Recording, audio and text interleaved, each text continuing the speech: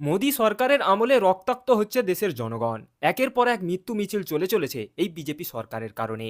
সাংবাদিক বৈঠক থেকে তৃণমূল নেতা কুণাল ঘোষ এই বিজেপি সরকার এবং নরেন্দ্র মোদী সরকারকে সরাসরি রক্তাক্ত মোদী সরকার বলে আক্রমণ করলেন। এই নরেন্দ্র মোদীর কারণেই দেশে একের পর এক দুর্ঘটনা হচ্ছে, রেল দুর্ঘটনা হচ্ছে, সড়ক দুর্ঘটনা হচ্ছে, বিমান দুর্ঘটনা হচ্ছে, আর সেখানে মৃত্যু মিছিল হচ্ছে।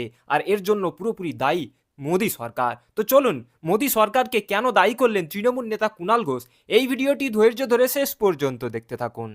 দেখুন, দিল্লিতে সকালে বিমানবন্দরে যে ঘটনাটি ঘটেছে সেটা একটা ভয়ঙ্কর ঘটনা, উদ্বেগজনক ঘটনা এবং মর্মান্তিক ঘটনা। নরেন্দ্র মোদী প্রধানমন্ত্রী কয়েকদিন আগে বিমানবন্দরের যে অংশের উদ্বোধন করেছেন, যার তৈরি করার কৃতিত্ব নিয়েছেন, এবার সেইখানে দাঁড়িয়েই যদি মানুষ মৃত্যুর কোলে ঢলে পড়তে হয়, ওপর থেকে পুরোটা ভেঙে পড়ছে, এর দায় কার? এর দায় প্রধানমন্ত্রীর, কেন্দ্রীয় সরকারের। পরপর দেখুন কি ঘটছে।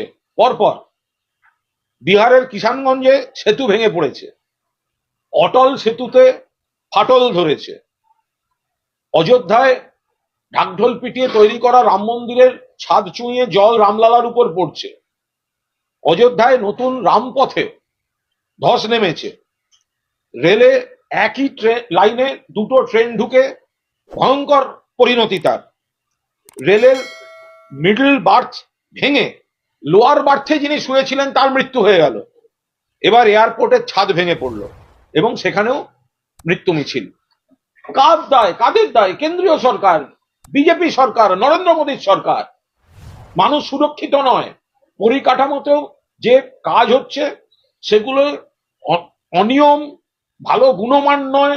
সস্তা পলিটিক্স করতে গিয়ে, উদ্বোধনের রাজনীতি করতে গিয়ে গুণমানের সঙ্গে আপোষ করা, তাড়াহুড়ো করে শুধু উদ্বোধন করব উদ্বোধন করব, আমি দেখাবো।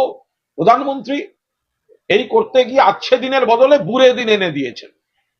পুরো তালিকা যদি দেখেন দেশের বিভিন্ন প্রান্তে, যদি শুধুমাত্র প্রধানমন্ত্রী শপথের দিন থেকেও দেখেন, তাহলেও দেখবেন একের পর এক অঘটন ঘটে চলেছে, দুর্ঘটনা ঘটে চলেছে।